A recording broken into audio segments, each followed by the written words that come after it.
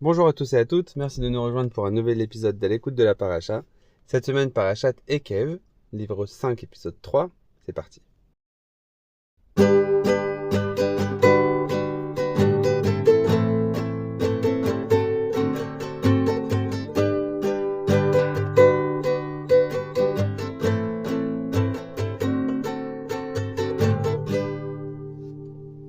Le titre que nous venons d'écouter s'appelle This is not a test de She and Him.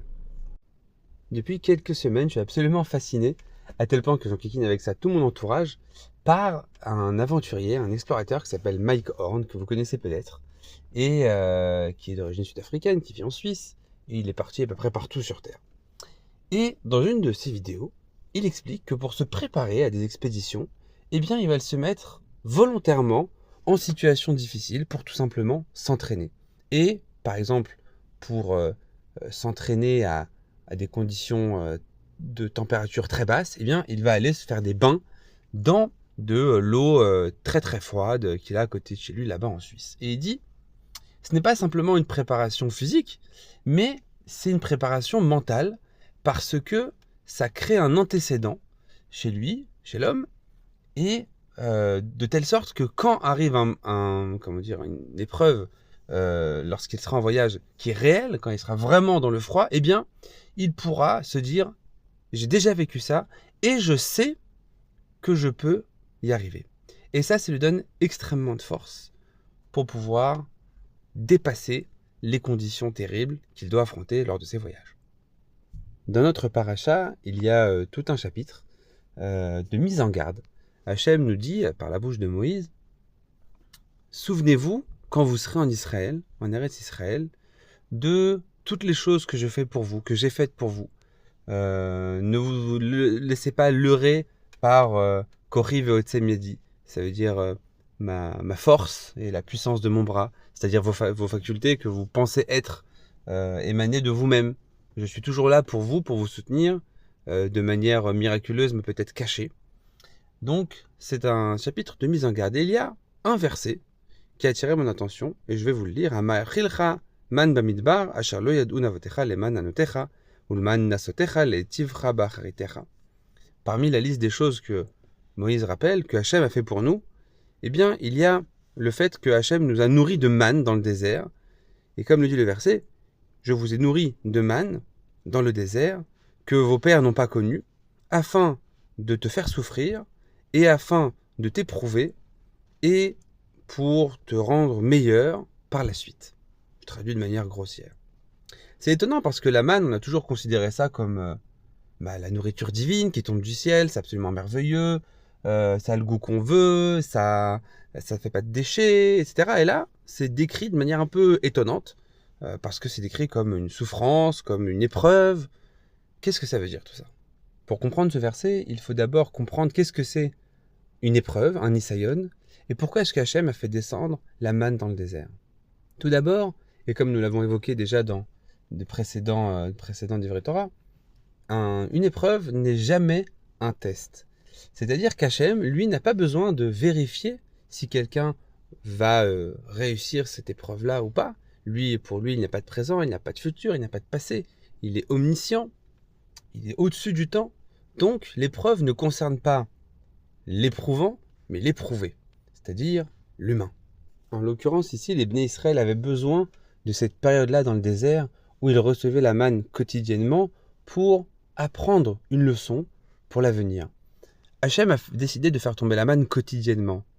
Il aurait très bien pu choisir une autre façon de les nourrir. On aurait très bien pu imaginer, comme dans Harry Potter, un bol qui se remplit sur commande de la nourriture dont on veut, quand on le veut. Il suffit de demander, tac, ça apparaît et puis tout le monde est content. Non, il fallait que la nourriture soit récoltée une fois par jour le matin, qu'elle ne puisse pas être gardée le lendemain. Pour Shabbat, c'était 2 jours à l'avance. Et il fallait qu'il en soit ainsi tous les jours de leur séjour dans le désert. Et c'est ça la souffrance qu'évoque le verset. C'est-à-dire qu'une personne qui va vivre avec une ration journalière, quand il finit sa ration, il n'a plus rien à manger. Jusqu'au lendemain où il doit avoir cette foi-là, justement, cette émouna-là, qu'Hachem va le nourrir à nouveau, comme il l'a nourri aujourd'hui.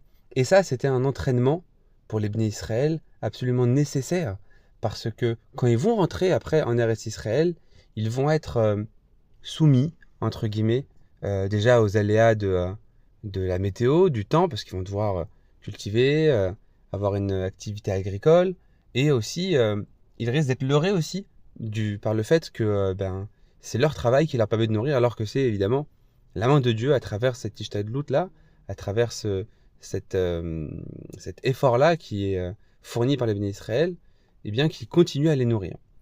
Et c'était justement le but de cette épreuve-là. C'est-à-dire que l'épreuve ne vient pas pour éprouver quelqu'un, elle vient pour lui enseigner quelque chose et aussi lui donner une nouvelle, j'ai envie de dire faculté, mais on pourrait même dire compétence. C'est-à-dire que quand ils vont arriver en Eretz Israël, ils seront forts de cette expérience-là. C'est pour ça que le verset utilise le terme nasotecha. Naso, ça veut dire aussi élevé.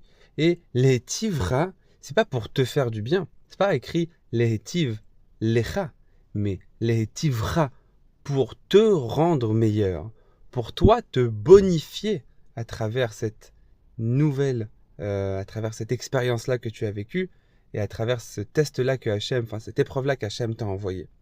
Le sens que nous venons de donner à la notion d'épreuve et qui est ramené par le Birkat Hacher, qui rapporte au nom du Aktav Kabbalah, et ça c'est un peu le résumé de tout ça que je viens de vous faire. Eh bien, cette nouvelle définition-là, elle justifie la place de ce verset-là dans la liste de tous les bienfaits qu'Hachem nous a fait.